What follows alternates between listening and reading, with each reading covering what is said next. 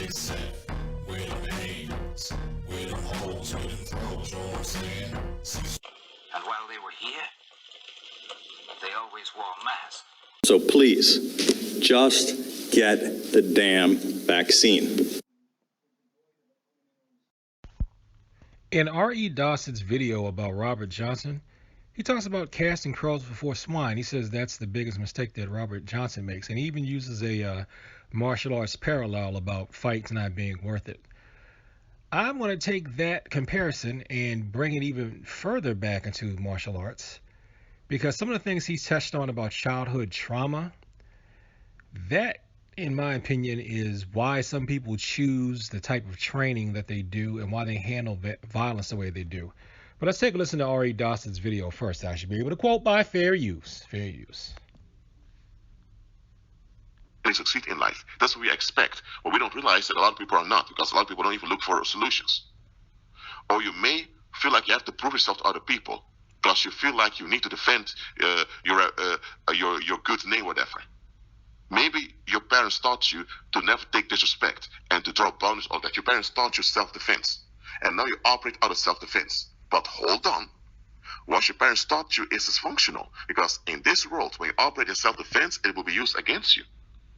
Instead of self-defense, just detect the best situation and leave it. Even the martial artists tell you the best fight is no fight. The best fight is fight you prevented. Now, we know self-defense can be used against us, but how? If you respond with too much force, and with some people, we got people in this world that think that any type of violence at all is bad. All violence is bad, even if you're just defending yourself. So that's how self-defense can be used against you. Also, I noticed, and I think I may have went through this myself, is like if you take a hard style that does a lot of punching or kicking, I call it being punchy. You become kind of punchy, where because you got to react to stuff, you end up in class, you let that seep into your personality, and you react to everything that way. You think that everything is a fight and that everything is war. Every type of communication is war. No, not everything is war, even though we call it martial arts and we use martial arts to defend ourselves. But you have to respond with the right amount of force. You have to respond with what's appropriate to the situation.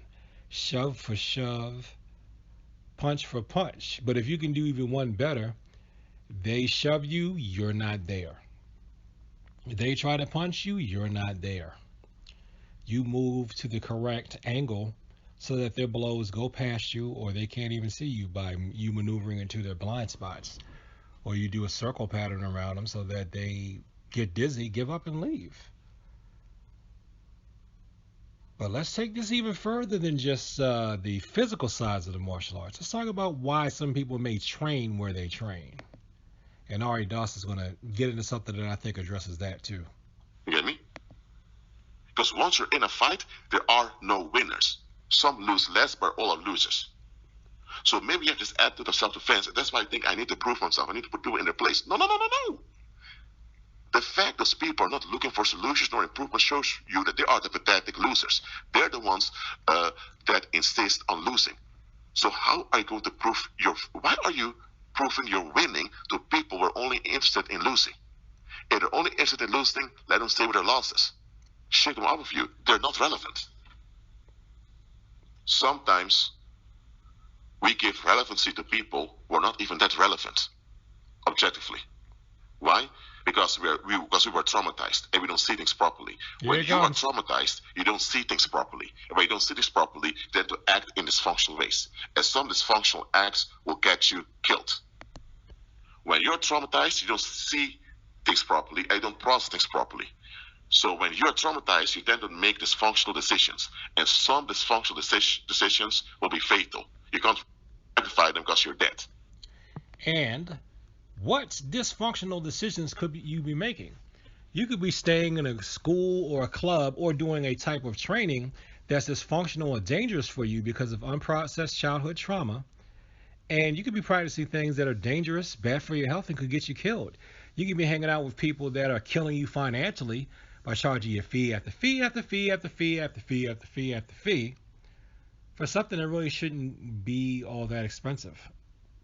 Now, I'm not talking about just, belt tests and things like that, because people do need to be compensated for their time and their expertise. But you know what I'm talking about. When the price gets so high that you feel like you got to choose between your rent and that fee, or you're doing training that other people have warned you can cause you arthritis. If you're doing training that, even though accidents happen and people do get injured in sports, if you're leaving your sport in worse shape than you were when you were going into it, then it's not worth it. It's dangerous. And then you feel so compelled to do it that like you can't stop. If you feel like you're worthless if you stop, that may be coming from some kind of unaddressed, undealt with childhood trauma. Possibly. I don't know. I'm not a therapist. I'm not a counselor. But that's what I suspect. It could be some kind of reason there that's unhealthy. You could be in a situation where someone is taking advantage of you, where they're taking advantage of your unprocessed childhood trauma. Maybe you felt like you didn't get enough validation when you were a child, and that is being used to manipulate you to stay in destructive groups. Just look up things like martial arts cults. Look up cults in general. There's a book called The Cult and the Con, I think it was called. I've reviewed that on my channel too, in some of my really old videos. Take a look at those type of things and take a look at some of the things that are destructive types of training in the martial arts.